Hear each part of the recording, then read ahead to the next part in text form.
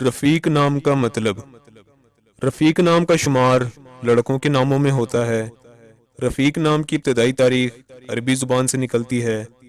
رفیق نام کا مطلب حسن سلوک اور عنایت ہے۔ امید ہے آپ کو ویڈیو پسند آئی ہوگی۔ اگر پسند آئی ہے تو اس ویڈیو کو لائک کریں، شیئر کریں اور کمنٹ کریں، اور مزید ناموں کا مطلب جاننے کے لیے ہمارے چینل کو سبسکرائب کریں، لائک کریں اور شیئر کریں، اور مزید معلومات کے لیے آپ ہمیں فیس بک اور انسٹاگرام پر بھی فالو کر سکتے ہیں۔